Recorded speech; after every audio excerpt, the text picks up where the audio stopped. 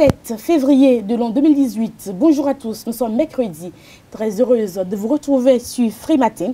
La situation sociale préoccupe le chef de l'État. Les négociations sectorielles avec les centrales syndicales démarrent ce jour. Les confédérations et autres acteurs sociaux seront reçus ce matin même par le ministre de l'Économie et des Finances, Romuald Wadaï. Pour ce qui est de la rencontre d'hier avec le chef de l'État, certains indiquent que le consensus est trouvé, mais pour d'autres, cette rencontre a plutôt accouché d'une souris. En attendant que des voix plus autorisées n'en parlent, nos équipes de reportage poursuivent les investigations vers le dégel de la crise ou le durcissement de la fronde sociale. C'est le thème du débat qu'on fera donc ce matin sur Free Matin avec Carles Kitome et Kadera Chirou. Kadera Chirou qui nous présentera dans un premier temps la une des journaux. Bonjour. Bonjour Nadège Dion, chers amis internautes, bonjour. À la une des quotidiens ce matin, 3 sujets font l'actualité. Il s'agit de la rencontre entre le chef de l'État et les syndicalistes, la vision du Bénin pour un développement durable et le congrès ordinaire de Foscori pour un Bénin émergent. Vous avez eu du plaisir à me remplacer sur Free Matin. Oui, c'était un plaisir partagé également. Alors Carles Kitome, bonjour. Bonjour Nadège. Vous revoyez sur Free Matin, nous ferons donc le bulletin d'information avec vous. Bonjour Nadège, ravi de vous retrouver sur ce plateau. C'est un plaisir. Chers amis internautes, bonjour. La poursuite du dialogue social fait la une de l'actualité de ce matin au Bénin. Et puis, quelques nouvelles sportives avec Larios Adjagbenon pour boucler la boucle. Nous parlerons des préparatifs du tournoi de l'Union des fédérations ouest-africaines de football UFOA, donc féminin. Nous y reviendrons dans un instant. Bonjour, bonne matinée. Voici la une des journaux. À nouveau, bonjour chers amis internautes. Nous démarrons par le quotidien Fraternité qui affiche d'ailleurs ce matin en manchette rencontre entre le chef de l'État et les syndicalistes. Ambiance conviviale à la Marina, le Trésor lève sa motion de grève. Le Parti des transformateurs du Bénin applaudit le leadership de Patrice Athanase Guillaume Talon. Toujours avec le même canard, en deuxième titre à la une, vision du Bénin pour un développement durable. L'honorable Barthélémy Cassa salue les réformes de la rupture. Talon est le moteur du développement. Il invite le peuple à accompagner les réformes de ce gouvernement. Les pharaons rencontrent Talon syndicat, un consensus trouvé, les accords de principe définis. Toujours avec les pharaons, Barthélémy Cassa en deuxième titre à la une. Face à ces militants le week-end dernier à Matéri, Barthélémy Cassa dit ses 4 vérités au Foscori pour un Bénin émergent. Matin libre, à la veille de leur congrès, le FCBE et Lionel Zinsou resserrent les liens. Toujours avec Matin libre en manchette. Gani Ousoglo au sujet de la gestion des affaires publiques. La politique politicienne a toujours droit de citer au Bénin. 5 heures de concertation Talon syndicat. Rien de concret, les centrales retournent à la base. Quel avenir pour l'école et l'administration publique? C'est une inquiétude du quotidien Matin Libre. Kini rencontre ce jour du ministre des Finances avec les partenaires sociaux. Suspense, c'est un titre du Canard en manchette. Bénin intelligent. Les syndicalistes, à l'issue de la rencontre avec le chef de l'État, nous allons aviser. Patrice Talon affiche son sens de responsabilité. Wadaï décroche la suspension de la grève au Trésor. L'événement précis rencontre sur la fronde sociale à la présidence de la République. Talon tient un langage de vérité avec les syndicats. Il s'engage à appliquer tout accord qui obtiendrait le consensus. 30e sommet des chefs d'État de l'Union africaine, de précieuses retombées pour le Bénin en sécurité et en investissement, titre l'événement précis à la une. La dépêche, disparition et réapparition de navires pétroliers dans le golfe de Guinée, imbroglio entre autorités indiennes et béninoises. Nous revenons au quotidien Kini, agriculture béninoise vers une approche novatrice. La Nouvelle Tribune à présent, perturbation du 9e congrès du PAIGO par l'armée en Guinée-Bissau. Emmanuel Golou condamne et exige des sanctions. Toujours avec la Nouvelle Tribune, Cour constitutionnelle, la preuve que la démission du conseil d'Ato est politique. Le potentiel rendez-vous de dialogue entre le chef de l'État et les syndicats hier, le coup magique de Talon qui consume les grèves, 5 heures d'échange pour un langage de vérité. Le PR rejette le populisme et s'érige en défenseur des plus vulnérables. L'économiste, relèvement du SMIG au Bénin, les syndicalistes réclament 80 000 francs CFA, toujours avec l'économiste. Opération financière au Bénin dans les banques, le temps ne préoccupe pas. Le pays émergent, redressement fiscal de Kajaf Komonessa, Sébastien Ajavon dans la légalité. Talon fait recours à la presse internationale pour détruire un opérateur vertueux, toujours avec le pays émergent. Rencontre entre centrale syndicale et le chef de l'État hier au Palais. Aucune satisfaction aux revendications des travailleurs. La montagne a accouché d'une souris. Talon plaide pour la suspension de la grève. Les syndicats aviseront le Béninois libéré. Deuxième congrès ordinaire des FCBE à Parakou. Thomas Boniaï veut perturber le sommeil de Talon, à découvrir dans les colonnes du journal à la page 3. Le message du président Thomas Boniaï sur sa page Facebook. Nord-Sud quotidien rencontre syndicat Talon. Le dégel s'exclame le canard. La guérite pour finir. Redressement fiscal des sociétés communes SA, GLR et SCI entre à Javon et le fisc. Qui a raison? Merci à vous, Kader Achirou, pour la présentation de la une des journaux. On rappelle que les quotidiens sont disponibles dans les kiosques sur l'ensemble du territoire national. Voici le bulletin d'information, une présentation de Carles Kitome. Chers amis internautes fidèles à Elisabeth TV, bienvenue à ce bulletin d'information. Le président Patrice Talon a reçu hier les secrétaires généraux des centrales et confédérations syndicales du Bénin. Une rencontre qui a eu lieu au lendemain de la signature d'un procès verbal à la fin des négociations entre le gouvernement et les acteurs sociaux que sont les représentants des centrales et confédérations syndicales. Nous reviendrons sur les conclusions de cette importante assise dans nos prochaines éditions. Rappelons toutefois que les négociations sectorielles démarrent déjà ce jour. Le syndicat national des agents du Trésor du Bénin, Syntrep Bénin, et le syndicat national des agents de la trésorerie du Bénin, SYNAP-TP, ont suspendu hier la motion de grève de 48 heures qu'ils envisageaient d'observer du mercredi 7 février de 0h au jeudi 8 février à minuit. Cette décision prise après leur assemblée générale du mardi 6 février.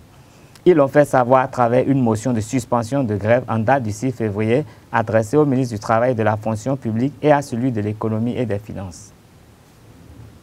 Un navire pétrolier disparu le 1er février au large des côtes de Cotonou a été retrouvé hier mardi avec son équipage et sa cargaison selon plusieurs sources. Les autorités béninoises qui avaient émis des réserves suite à l'annonce de la disparition du navire se félicitent de l'annonce de sa localisation. Les forces navales béninoises demandent tout tas de piraterie maritime dans le golfe de Guinée. Au Togo, une dizaine d'étudiants ont été arrêtés hier par la police alors qu'ils se rendaient sur le campus de l'université de Lomé pour une assemblée générale. Parmi les étudiants interpellés figure le président de la Ligue togolaise des droits des étudiants. Il était déjà condamné à 12 mois de prison avec sursis suite à la manifestation sur le campus de l'université de Lomé. Rappelons que selon les accords préalables, tous les mouvements de protestation sont suspendus jusqu'au dialogue politique qui s'ouvre le 15 février prochain à Lomé. Nous allons clore cette édition avec des informations venant de la Guinée-Bissau. Des interdictions de voyage dans l'espace régional et le gel des comptes bancaires. Telles sont les sanctions décrétées par la communauté économique des États de l'Afrique de l'Ouest à l'encontre de 14 députés et 5 proches du président bissau-guinéen José Mario Vaz, dont le fils Emerson Vaz. Cette sanction intervient après une mission effectuée la semaine dernière à Bissau par la CEDEAO. L'institution sous-régionale a constaté que la désignation le 30 janvier d'un nouveau chef de gouvernement ne répond pas aux conditions de l'accord conclu à Conakry en octobre 2018 en vue d'une sortie de crise. Ce sera tout pour ce bulletin d'information. Merci de rester fidèle à Elisabeth TV. Vous suivrez donc la grande édition du journal prévue pour 19h sur Elisabeth TV. Nous passons donc au débat sur Freematin. Le débat sur Freematin, Carles Kitome, nous parlons donc des négociations avec des centrales avec le chef de l'État. Est-ce que vous pensez qu'on s'avance vers un dégel de la crise ou encore le durcissement de la fronte sociale? De toute façon, à partir de ce matin, un nouveau doute s'installe. Dans la mesure où, avant-hier, à la signature de cet accord, à la fin des négociations entre les centrales syndicales et le gouvernement, beaucoup d'espoirs étaient portés sur la rencontre d'hier, des espoirs nourris des deux côtés. Et nous avons entendu Anselme Amoussou nous dire que les négociations entre le gouvernement et les centrales syndicales annonçaient quand même une rencontre apaisée avec le chef de l'État. Et ce qui veut dire que tout le monde était quand même rassuré et ravi de savoir qu'on allait complètement sortir de la crise.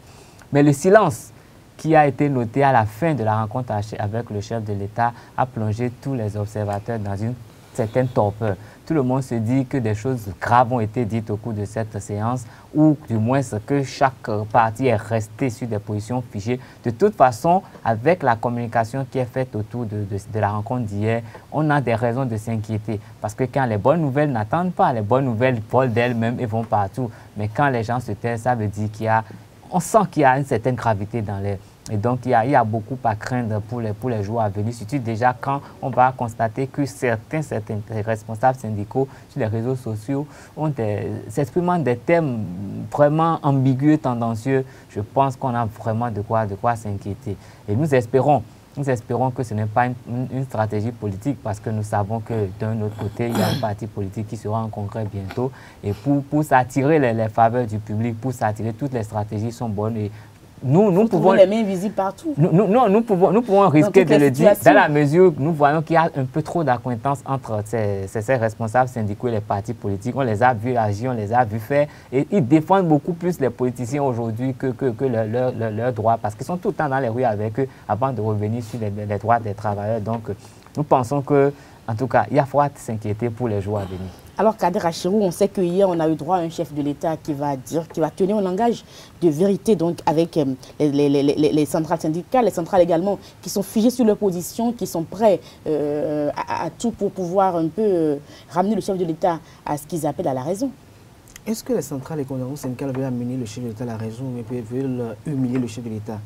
Parce que, à l'allure où vont les choses aujourd'hui, je suis inquiet. Je suis inquiet parce que je ne comprends plus, je n'arrive plus à discerner les syndicalistes des acteurs politiques. Aujourd'hui, quand vous entendez le discours que tiennent certains syndicalistes, quand vous entendez le discours que tiennent certains responsables de centrales et confédérations syndicales, vous vous demandez si véritablement ils défendent des intérêts de certains travailleurs ou ils défendent une position politique. Le doute également s'installe au niveau où, dans la mesure où quand vous constatez qu'après une rencontre avec un ministre ou des membres du gouvernement, vous lisez à travers les écrits de certains syndicalistes qu'en réalité, ils ont une position qu'ils défendent et qu'ils ne veulent pas quitter. Dans les différentes revendications qui sont effectuées, il y a 3 qui figurent, qui sont quand même au sommet et qui font la une quand même de ces revendications. Il y a le SMIC qui doit être relevé à 80 000 francs CFA. Il y a également cette affaire de libération de Laurent Métoyon. À ce niveau, je me demande, est-ce que les syndicalistes aujourd'hui veulent dire que la justice qui est paralysée pour faute de mouvement de débrayage aujourd'hui, qui doit peut-être faire tenir ce procès-là qui n'a pas lieu jusqu'à présent, est-ce qu'on va demander maintenant au chef de l'État, au chef de l'exécutif de s'immiscer dans les affaires judiciaires pour libérer quelqu'un? Ça veut dire qu'il y a un problème, parce que si aujourd'hui le chef de l'État ordonne la libération de Laurent Métoyon, c'est-à-dire que dès qu'il y aura quelqu'un qui est impliqué pour des affaires de malversation financière et qui est syndicaliste, automatiquement on peut faire des mouvements de débrayage pour demander au chef de l'État de libérer. Il y a un problème à cela. Je pense que les syndicalistes, s'ils sont vraiment syndicalistes et qui vraiment ils défendent une orthodoxie normale, doivent laisser la justice faire son travail, peut-être exhorter les magistrats à aller au travail, à ouvrir les tribunaux, les cours, pour que ce procès se tienne. Il y a également cette affaire de réintégration du capitaine Patrice Trépeau. Certes, il est syndicaliste, il est défenseur des intérêts des agents du personnel des eaux et forêts, mais il a quelque chose que les gens oublient, que Patrice Trépeau est un agent paramilitaire. Et quand on est paramilitaire, quand vous faites partie des corps habillés, il y a quand même un droit de réserve, une obligation qui doit être faite. Alors, quand on ne prend pas en compte tous ces paramètres et qu'on estime qu'aujourd'hui, on peut parler à un chef de l'État comme si c'est un copain, on peut parler à un chef de l'État parce que, comme il s'agit d'un simple directeur sectoriel, on peut parler à un chef de l'État parce que, depuis par le passé, ceux qui sont là aujourd'hui, qui nous gouvernent, ont ramené l'institution à terre. Et je dis aujourd'hui, tous ceux qui pensent aujourd'hui, ou les mains invisibles qui sont derrière les syndicalistes aujourd'hui, qui les donnent le courage d'aller contre Patrice Talon, de savoir aujourd'hui que Patrice Talon est victime de tout ce que lui-même a eu à créer par le passé à travers sa télécommande fictive, à travers tout ce qu'il a eu à faire par le passé. Et demain, ceux qui prendront le pouvoir demain, si eux aussi habituent nos syndicalistes à être manipulés, verront les syndicalistes aussi en face d'être manipulés. Donc je pense qu'avec l'allure à laquelle les choses vont aujourd'hui, nous n'assistons pas à un dégel de la situation, mais peut-être à un apaisement qui va rebondir à l'avenir. Et comme Karl l'a dit, vous savez, les bonnes nouvelles ne tardent pas avant d'être ébruitées. C'est sûr qu'hier, comme à l'accoutumée, le chef de l'État, vous savez, même quand il a rencontré les imams, le chef de l'État toujours sa verve assez rigoureuse. Il tient un langage qui a l'air d'un réquisitoire, en fait, où il veut faire comprendre aux gens, en fait, dans son discours de vérité, ce qui se passe réellement. Donc c'est sûr que les syndicalistes se sont vus sermonné par le chef de l'État. Du coup, ils ont perdu leur langue pour le moment. Et la direction de la communication n'a pas encore élucidé la question. La communication aussi a perdu sa langue. Ça a été les syndicalistes aussi ont réagi quand même. Et du coup, nous sommes peut-être dans l'impasse aujourd'hui. Donc, nous attendons peut-être les prochaines heures pour voir un peu ce que ça va aboutir. Mais je pense comment la communication sera conduite. Je pense que quand même la rencontre avec le ministre de l'économie et des finances est quand même vient à point nommé parce que pour cette question de SMIC, il faut quand même qu'on puisse examiner un peu les enjeux financiers. Est-ce que ce qui est là aujourd'hui en termes de ressources financières, le budget qui a été voté, est-ce que ça a été pris en compte sur cette base? Est-ce que c'est possible encore aujourd'hui ou bien il faut relancer le débat à l'année prochaine, les années prochaines? Il y a tout cela qui doit être pris en compte. Et je pense que c'est déjà un grand pas qui est fait. Et je pense qu'il est impératif aujourd'hui que les centrales et conventions syndicales puissent alléger un peu leur mouvement de débrayage du moment où le chef de l'État, les membres du gouvernement perdent leur temps. Je dis bien perdre leur temps parce qu'ils ont assez de travail sur beaucoup de plans pour aller s'asseoir des heures avec eux pour échanger, pour que malgré les heures qui ont été effectuées, eux ils puissent dire qu'il n'y a rien qui a été dit, rien n'a été effectué. C'est à croire qu'ils sont là à se distraire, c'est à croire qu'ils vont en excursion, c'est à croire qu'ils vont à des assises pour, je sais pas, bavarder comme des gens qui sont sous une période à grignoter des arachides, comme si en réalité il n'y a rien qui n'est fait. Alors que les ministres du gouvernement, le chef de l'État qui perd 5 heures de temps, c'est aussi 5 heures de temps qui peuvent être exploités à une rencontre internationale ou autre. Merci à vous, Kader Achirou. Alors, Carles Kitome, est-ce que vous pensez que c'est une question d'humiliation? Est-ce que vous avez l'impression que le chef de l'État n'a pas envie de se rabaisser? Parce que c'est vrai que les syndicalistes, ils durcissent le ton, mais on peut avoir affaire à un Patrice Talon qui peut essayer quand même de les comprendre, quitte après à ramener sa rigueur. On a l'impression que dans les deux camps, personne n'a envie de se laisser faire. Est-ce que c'est bien pour notre pays, finalement? Non, mais c'est le peuple qui va payer le prix le plus fort dans cette guerre, parce que j'appelle ça une guerre. Dans la mesure où la guerre des égaux, oui, finalement. Tout à fait, tout à fait. Et bien, je sais que le président Patrice Talon, il connaît assez bien les Béninois, il connaît assez bien l'administration publique béninoise, il sait comment les uns les autres réagissent, et c'est des gens qu'il a déjà côtoyés par le passé. Des gens qui le connaissent aussi. Ils se connaissent suffisamment. Ils ont fait des choses ensemble. Mais c'est comme dans un championnat de football, le meilleur joueur a beau changer de club, ils le connaissent quand même, et ils savent de quoi cela retourne. Et je crois qu'aujourd'hui, c'est un autre truc, c'est un autre enjeu qui est là. C'est pas... En fait, ce n'est plus à prendre à la légère. Déjà, bientôt 2 ans que le président Patrice Talon est là. Et nous avons remarqué que déjà après 6 mois, ça a commencé. Ça a commencé avec cette tentative de révision de la Constitution qui n'a pas marché. Et depuis, nous sommes en guerre. Des gens qui se sont engagés pour le faire échouer. Et le gouvernement le dit tout le temps qu'il y a une conspiration pour le faire échouer. Et les opposants aussi pensent que le gouvernement veut tout faire pour les faire disparaître. Ce qui fait qu'on a laissé l'intérêt général, l'intérêt national, nous sommes allés sur le terrain politique. Et cela s'accentue parce que nous tendons déjà vers les législatives. Et chacun essaie de préserver son camp. Les gens n'ont aucune chose en tête. Qu'est-ce qu'il faut gagner là-bas? On ne pense pas au bas peuple. Mais moi, je suis quand même surpris de voir que pendant que les centrales syndicales sont en une rencontre avec 7 ministres, au moins 7 ministres du gouvernement, il y a des gens qui sont en train de lancer un mouvement de grève le même jour. Et c'est quand même des gens qui sont quelque part tous affiliés à ces centrales syndicales. Pourquoi est-ce qu'il n'y a pas eu un break le temps qu'on fasse les négociations? Ils ont fait grève toute la semaine. Parce qu'ils connaissent peut-être non, mais parce qu'il y a toutes ces options-là que on ne maîtrise pas. Quand on se donne la liberté d'aller en négociation, c'est qu'on a quand même une petite lueur d'espoir que ça va générer quelque chose de positif. Donc, attendons de voir ça. Mais les gens sont en grève, c'est en continu. Même aujourd'hui, les gens sont en grève. Si ce n'est pas en fait, ceux du Trésor, ceux qui s'occupent des impôts, eux n'ont pas trop intérêt à aller en grève parce que quand eux n'ont pas réussi à collecter les impôts, ils en sont responsables, ils en répondent. Donc au-delà de tout, eux, leur contrat il est différent. Donc ils n'ont aucun intérêt à aller en grève. Donc que leur mouvement de grève là n'aille pas très loin. On peut comprendre que les intérêts personnels sont plus engagés que tout autre chose. Dans les autres secteurs, les gens qui menacent de fermer les écoles, mais moi je me dis un peu d'amour, un peu de patriotisme. On va faire la politique en son temps. Sinon, il y a beaucoup d'enfants qui sont à la maison. Sinon, nous allons passer 5 ans à faire de la politique. Parce qu'après les législatives, je crois 1 an après, nous irons au communal et on sera à 2 ans des présidentielles. L'autre guerre va commencer. Finalement, il ne va pas atteindre ses objectifs et il va nous en vouloir. Il sera venu au pouvoir avec beaucoup de bonnes intentions, mais les considérations politiques vont tout foutre en l'air. Donc nous demandons, nous supplions même ces politiciens-là de couper leur vin.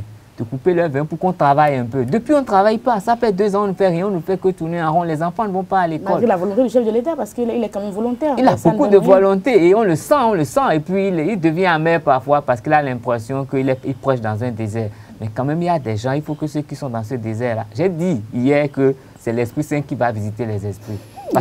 Parce que vraiment... Vous voulez éviter l'expression dans le débat? Parce que vraiment, sur le plan humain, c'est gâté, c'est pourri. C'est pourri. Et même les opposants, ils n'ont qu'à savoir que quand ils vont prendre le pouvoir là, c'est les mêmes Béninois qu'ils auront à gérer. Et quand nous aurons des problèmes très graves, quand ils viendront, ils n'auront pas la paix non plus. Qui tue pas l'épée, périt pas l'épée. Toutes les armes qu'ils utilisent aujourd'hui pour mettre en mal le pouvoir de Patrice Talon, les mêmes armes seront utilisées contre Comme l'a dit d'ailleurs Kader Achirou. Moi je me dis, Kader Achirou, c'est la guerre des égaux. On sait bien que le chef de l'État est prêt à être têtu, il est prêt à aller jusqu'au bout. Les acteurs sociaux également se disent, on va lui montrer également que nous sommes également des têtus, on est prêt à aller jusqu'au bout et finalement on laisse l'intérêt général. Et il y a également les étudiants qui s'invitent dans le débat.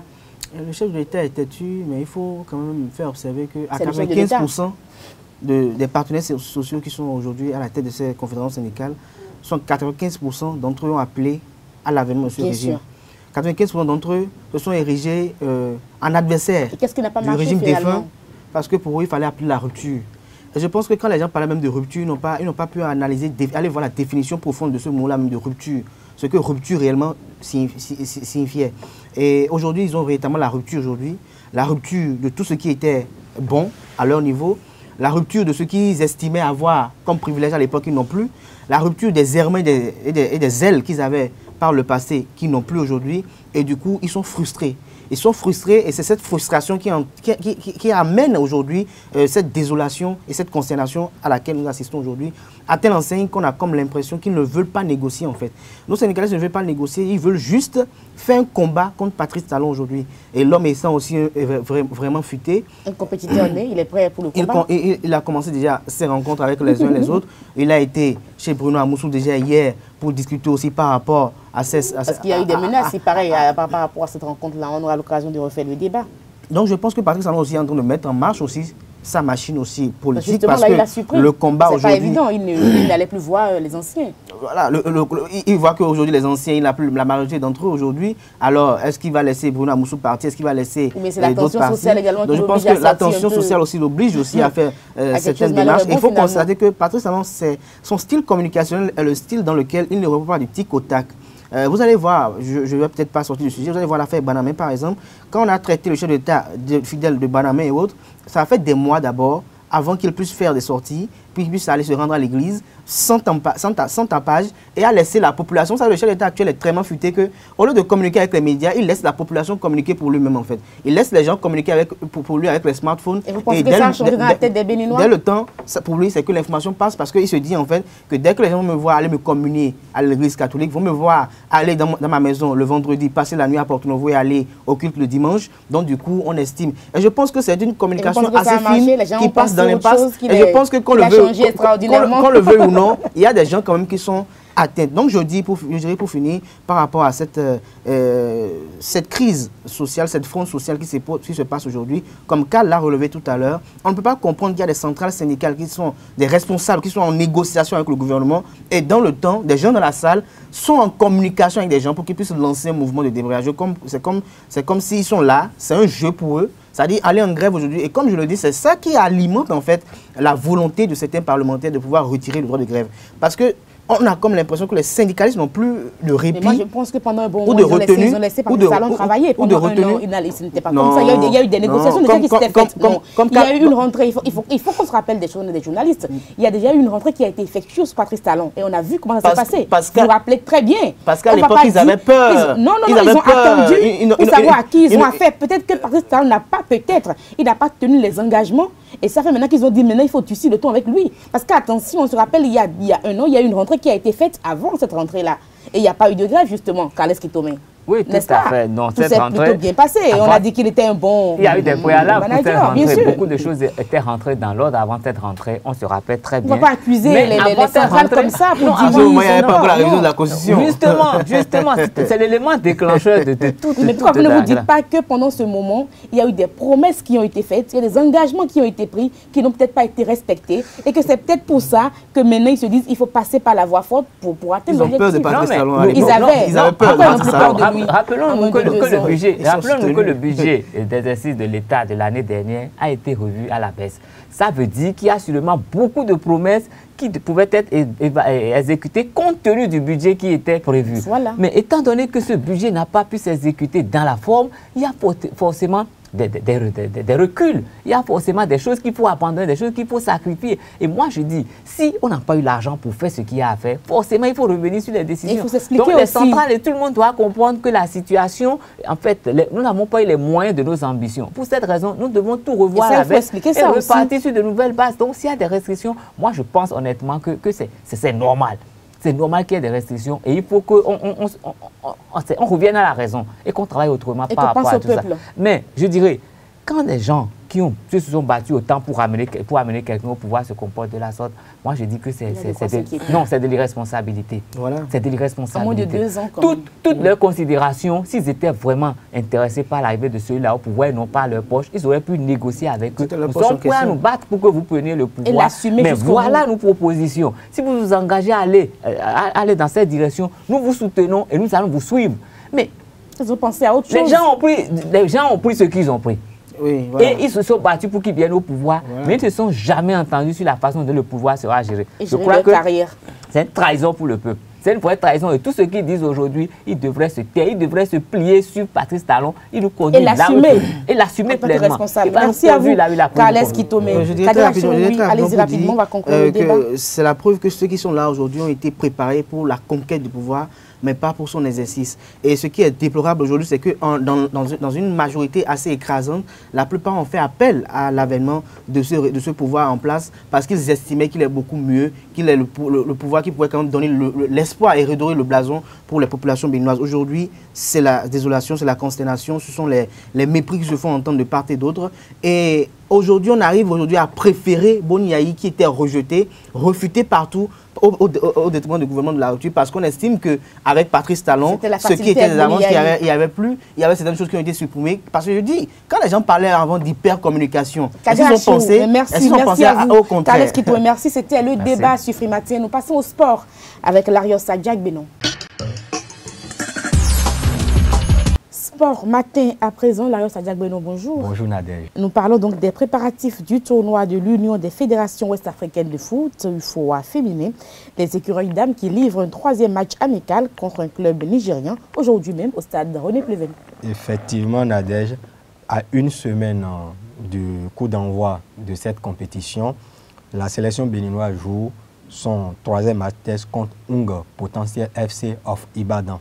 Et ce match amical est plus qu'un match test pour les écureuils dames, parce que cela va permettre aux encadreurs, aux sélectionneurs, le duo Moïse Ekoué et Richard Biot, d'évaluer le travail abattu durant un mois, parce que à la présentation de l'équipe le 10 janvier dernier, le ministre leur avait donné un mois pour qu'on voit les performances de l'équipe. Si l'équipe est compétitive, elle va prendre part à ce tournoi que la Côte d'Ivoire organise.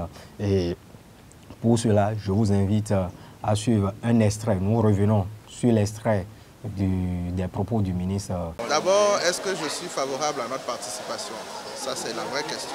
J'avais dit au président Jorin que je n'étais pas favorable parce que même si on a commencé à faire un tournoi, même si on a fait une détection, même si aujourd'hui ce que nous avons vu est très encourageant, je ne suis plus à l'étape des participations honorables, même si je sais que le football, la compétition fait partie de la préparation, de la consolidation d'une équipe. Et donc mon sentiment est que le Bénin en allant à cette compétition ne peut pas la gagner. Maintenant, le sentiment du président et de certains membres du comité est qu'il faut quand même y aller parce que ça forme toujours. Et c'est quelque chose que je comprends, que je partage. Je pense que dans la collaboration qui nous caractérise désormais, nous allons nous concerter, prendre une décision. Il a dit lui-même, si le niveau de préparation nous rassure sur les performances de nos joueuses, on mettra les ressources pour qu'elles aillent là-bas. Parce qu'il s'agit du pays, il s'agit du drapeau national, il s'agit du label du Bénin. Si les performances ne sont pas à la hauteur de ce que nous attendons, nous allons leur demander de patienter, de continuer à travailler. On va organiser des matchs ici, internationaux même, pour continuer à faire peaufiner leur préparation pour que le jour où nos filles sortiront de notre pays pour des compétitions internationales, elles soient vraiment à la hauteur. Restons donc en foot. Vous parlez cette fois-ci du CHAN 2018 et de ses révélations surtout. Oui, mais avant d'aborder le CHAN, le bilan du CHAN 2018, je vais donner juste une précision sur le tournoi de l'UFOA que Abidjan abrite à partir du mercredi prochain. En ce qui concerne le tirage au sort, elle s'est effectuée le mardi 9 janvier 2018 et au terme de la cérémonie du tirage au sort, le Bénin est logé dans le groupe B en compagnie du Togo, notre Togo voisin, comme on le dit, Miatao, des Miatao du Sénégal, équipe de la zone A, mais invitée à cette édition, et de l'ogre ou du roi d'Afrique, le Nigeria. Le Nigeria est l'actuel champion d'Afrique quand on parle du football féminin. Et le Nigeria est 10 fois titré dans la compétition qui a démarré en 1980. Je veux parler de la CAN féminine de football. Le Nigeria détient 10 trophées. Donc c'est le record man même en Afrique quand on parle de football féminin. Et dans le groupe A, la Côte d'Ivoire, le pays organisateur, va jouer le Niger, le Burkina Faso et le Ghana. À présent, nous parlons du CHAN 2018. À présent, nous parlons du CHAN 2018. Hier, nous avons abordé le niveau du jeu lors de cette édition marocaine du championnat d'Afrique des nations de football. Aujourd'hui, nous allons nous intéresser aux équipes et aux joueurs qui se sont distingués pendant la compétition. Alors, quelle a été l'équipe surprise de cette édition et quel joueur a tapé dans l'œil des observateurs? Notre confrère, le rédacteur en chef du site Africa Top Sport du Togo, nous en dit un peu. Il y a des équipes qui ont surpris, bien évidemment. Il y en a eu, notamment le Congo. Le Congo qui est allé en quart de finale et qui a dû céder dans les tirs au but face à la Libye. C'est une équipe congolaise qui avait déjà éliminé l'RD Congo, championne en titre dans les qualifications. Donc ouais, c'est une équipe qu'on n'attendait pas forcément là, mais qui a fait son bonhomme de chemin et qui l'a si bien fait. Je parlerai de cette équipe congolaise là comme l'équipe surprise, parce qu'à côté la Libye, on sait ce qu'elle vaut sur le continent à travers ces clubs qui sont souvent sur la scène continentale. Le Soudan également, on sait ce que ça vaut avec ces clubs Al-Merreikh, Al-Hilal, Obaïd, Al-Ali. La Zambie également, on sait ce qu'elle vaut sur le continent, donc sa présence en quart de finale n'a pas surpris. C'est plutôt le fait qu'elle ne se qualifie pas pour la demi-finale, par exemple, qui a surpris, parce que la Zambie, c'est Zesco, c'est Zanaco, des clubs qui sont assez puissants sur la scène continentale aujourd'hui. Donc, qui est surprise pour moi, on peut dire le Congo, qui a quand même fait une belle compétition et qui peut-être méritait d'aller plus loin, mais ils sont tombés plus fort que sur la Libye. Même si ça s'est décidé dans les tirs au but. Vous savez ce que c'est la séance des tirs au but. Alors, s'il y a un joueur qui impressionne tout son monde, c'est bien évidemment l'attaquant marocain Ayoub El Kabi. Hein, c'est plus facile de faire comme ça, parce que bon, je pense que 5 journalistes sur 5 vous diront que le joueur qu'ils ont aimé dans cette compétition, c'est Ayoub El Kabi. C'est un joueur impressionnant, surtout de par son parcours, parce qu'il était encore en deuxième division marocaine il y a 1 an seulement. Il évoluait au Racing Casablanca, où il a marqué 25 buts la saison dernière en D2, et au Coin Club de la Botola, qui est la première division marocaine, lui a offert sa chance, à part la Renaissance Berkane, qui est un jeune club, donc la Renaissance Berkane avec laquelle il évolue depuis en première division, et avec laquelle également il marque beaucoup de buts. Donc c'est sa première compétition continentale, et il a marqué 8 buts, qui est un record de buts dans la compétition. En CHAN, aucun joueur n'avait marqué 8 buts. Le précédent record était de 5 buts, qui était détenu par le Zambien Given Sengoulma lors de la première édition du CHAN en Côte d'Ivoire. Donc ce qu'a fait Ayoub El Kabi est exceptionnel. Je pense que tout le monde ici est assez impressionné par la qualité de buteur de Ayoub El Kabi. Et donc je pense que c'est un joueur à qui on prédit un bel avenir. On va voir ce que ça va donner par la suite. C'est donc sur cet extrait que nous allons boucler Sport Matin. Oui, nous bouclons Sport Matin et nous donnons déjà rendez-vous à partir de 19h aux fidèles internautes de Esaü TV pour la page sport et demain pour le compte rendu du match amical entre les écureuils d'âme et Hong Potentiel FC of Ibadan du Nigeria. Du côté du stade René Pleven de Cotonou. Absolument, Nadège. Merci à vous, Larios Adiagbenou. C'est la fin de Free Matin. Heureuse d'avoir repris du service et de vous avoir retrouvé sur Free Matin. On se donne rendez-vous pour demain pour notre numéro de votre émission d'information et de divertissement. D'ici là, portez-vous bien. Au revoir.